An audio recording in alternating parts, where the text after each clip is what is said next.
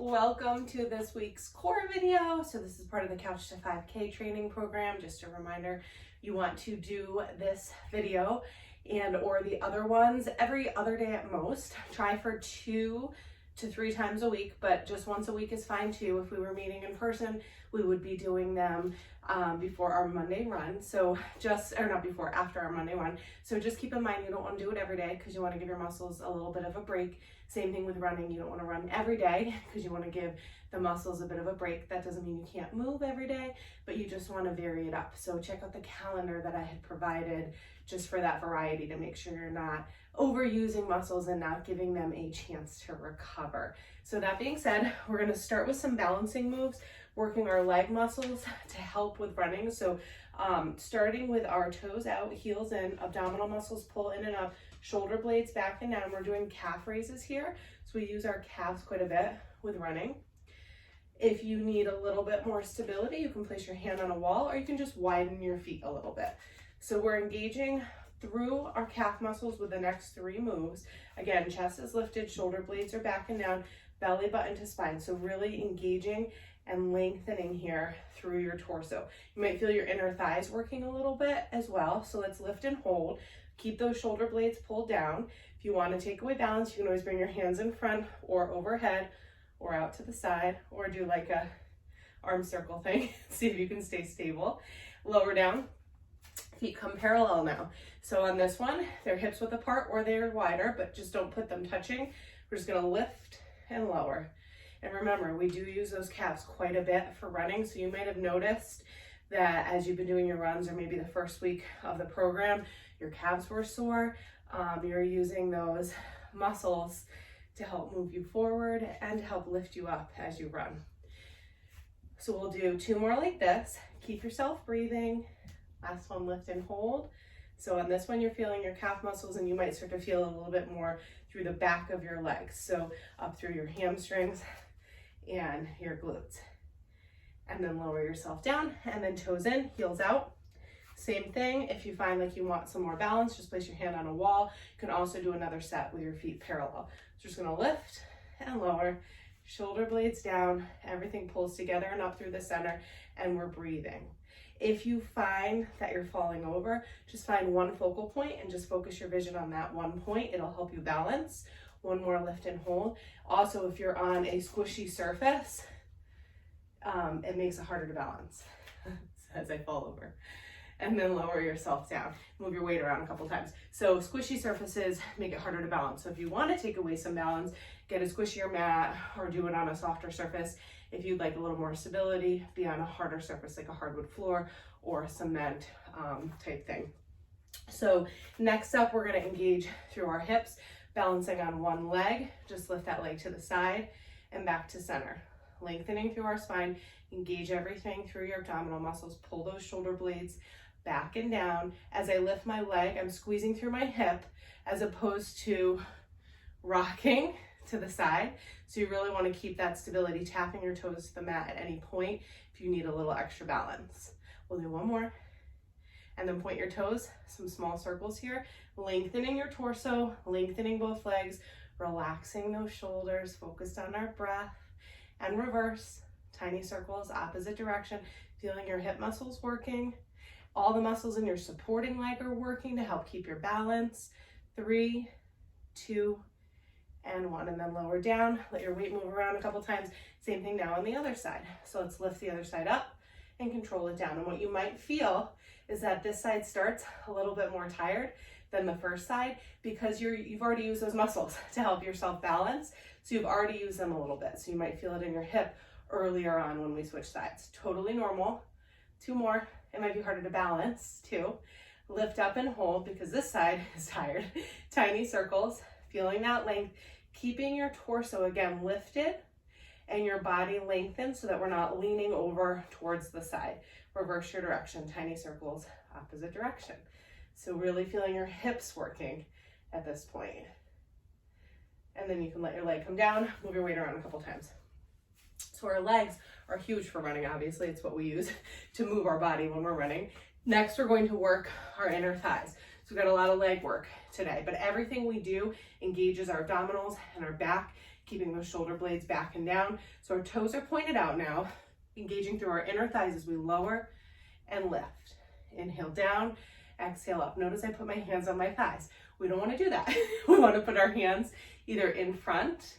You can put them behind your head, keeping that spine a little bit more lengthened and your chest lifted. You can place them on your hip, on your waist, just not on your thighs. Okay, 3 more, 2, and then lower and hold. So heels in, knees and toes point out. Get as low as you can. Imagine you had a wall right behind you. Head, shoulders, and hips are all evenly against that wall. Hands off your thighs, little pulses up and down. So that means we're moving up and down an inch. Shoulder blades a pull away from our ears. 3, 2, and 1. Now lower and hold. See how it feels to lift your heels. We're going to lift and lower, lift and lower. If that's not something that you feel like you can do right now, just keep yourself lowered with those heels down. 3, 2, and then last one, keep your heels up if you can, little pulses up and down. If not, heels can stay on the mat, continuing with that pulse. Shoulder blades back and down, chest is lifted. Hands off your thighs, so if they're here, lift them up. 3, 2, and 1. All right, bring yourself back to center. Now we're working our glutes and our hamstrings. So as I tell Ben, as we run up the hill, I work my booty. I say this is a booty hill. So as you go up a hill, you need to have strong muscles in the back of your legs to help pull you up that hill. Next move, we're doing a balancing move again. So pick whichever leg you want to start on, shoulder blades back and down, pulling in and up through your center. Hinge yourself forward. Arms can be by your side on this one. And then I'm going to challenge you here. So first option would be to hold. Second option would be to pull yourself back to standing. Draw that knee up, arms come up. Inhale, hinge forward. And if you're moving, exhale, pull back to center, lift up, arms come up. You can always tap your toes to the ground to give yourself a little extra stability. So you can tap and lift. We'll do one more on this side. Remember, you do not have to move. You can just keep yourself lifted and lengthened. And then bring that leg down. Same thing now on the other side. So balance on the other leg, shoulder blades back and down, arms by your side to start. Lifting that leg as you lower your torso. You can either hold here, feeling that length through your spine and leg, or if you'd like to add the movement, lift yourself up, arms come up, knees come up. Inhale forward, lengthen that leg as you lower your chest and your spine. Exhale, lift up. Making sure we're not arching our back. So this movement happens through the hip joint of the leg that's on the ground, and that's how you really feel those glutes and hamstrings working. So we're going for 4 on each side. I've lost count. I think that was 4, but let's do one more just to be safe. As I fall over. Inhale forward and exhale up. So maybe that was 5, I don't know. But your goal is to do 4 on each side. So next, we've got another balancing move. So as you've noticed, lots of balancing moves today. This one, again, start with whichever leg you want to start with. One hand's on your hip, other arm up towards the ceiling. So same arm, same leg. Inhale, pull your knee to elbow. Exhale, extend it out. Inhale, knee to elbow. Exhale, extend it out. You can always place your hand on a table or a wall of that supporting arm, or to take away balance, bring your arm up towards the ceiling. You can also grab a weight with the moving arm. So if you want to hold on to a weight. 2 more here. And then last one, lower it down. I'll show you with a weight for the other side. The weight is optional, but you'd hold on to one weight of the moving side. Balance on the other leg, arm comes up, pull in as you inhale, exhale, extend it out. Inhale, pull it in, exhale, extend it out. So keeping your spine lifted and lengthened, try not to lean over to the other side. So if you have a mirror, or even if you just record yourself, or just put your phone on mirror mode, it helps to see what you're doing. 2 more, and last one. So even as I record this, I can see what my form is. And so it just helps to look at it either while you're doing it or after, especially because I'm not there to to cue based on what's happening in the class. Typically, if I see somebody doing something in class, I'll throw a cue out there for everybody to adjust, but I don't see you. So I need you to look at yourself while you're doing this stuff. You can also send me videos. You can always send me a video and say, hey, this doesn't feel right, or I'm falling over, or it hurts my knee, and you said it should be working my hip muscle. So you can always send me a video. All right, next move, sticking again to our legs. We are on our hands and our knees, bringing one leg straight behind us, lifting that leg up parallel with the ceiling, and then you've got the option to raise your other arm up. So just by doing this, you're gonna feel your abdominal muscles work a little harder to keep your stability. Sliding your leg to one side, arm to the other. Inhale to the side, exhale to center. If you're not comfortable having that arm lifted, then it's just a leg out to the side and center without letting your hips move around. We'll do 2 more here. And last one. Now pause at the top, belly button to spine, really lengthen out through your toes and fingertips, but pull those shoulder blades down your back. Feel the length in your spine, and lower down, other leg comes out.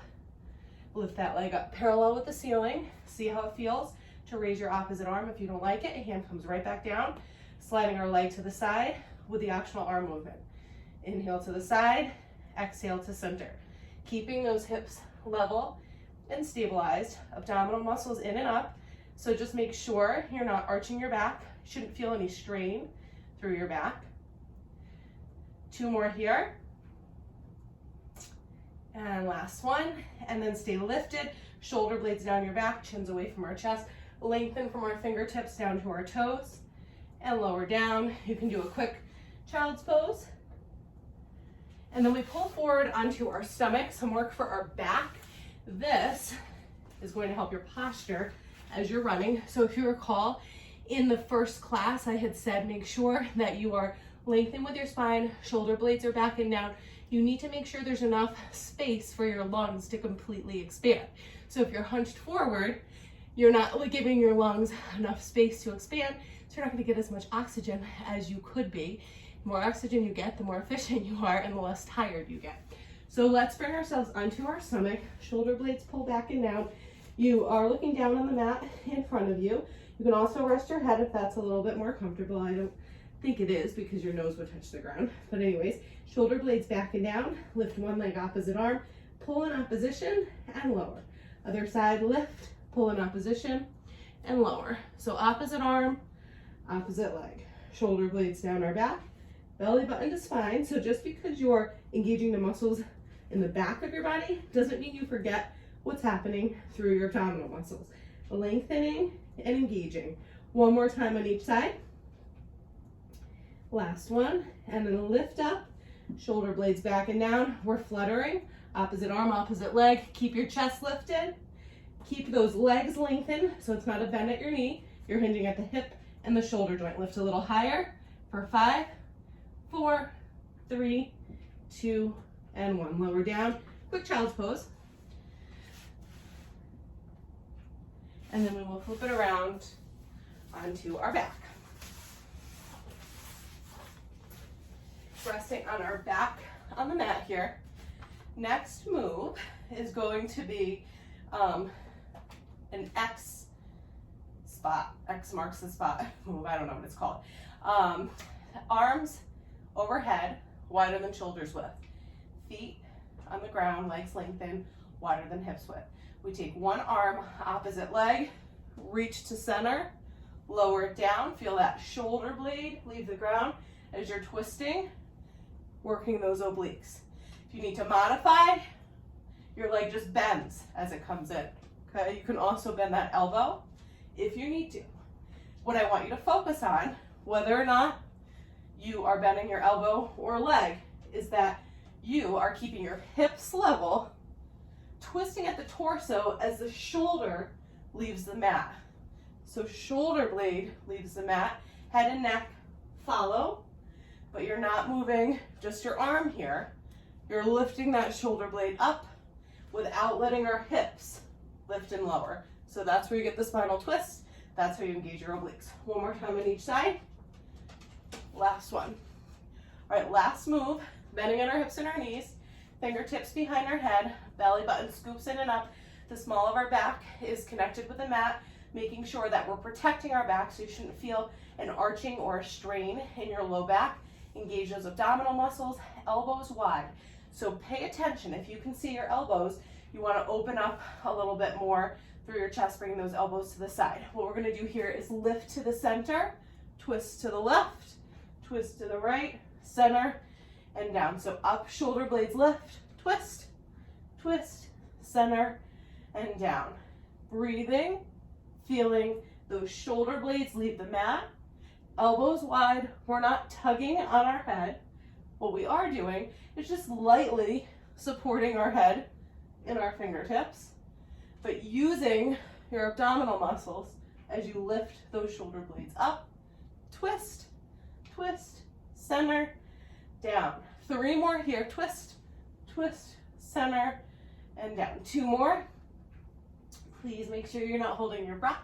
Last one, center, and down. All right, lengthening against the mat.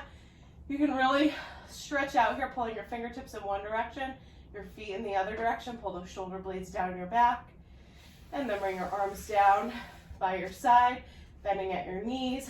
We'll flip it around onto our hands and our knees, just rounding out our back here. Getting a stretch through your back, opening up, pulling those shoulder blades apart. Let your tailbone come up, collarbone presses forward. Rounding out our back again. And then tailbone up, collarbone presses forward. And you are all set. Do this as many times as you'd like. And have a great rest of your week.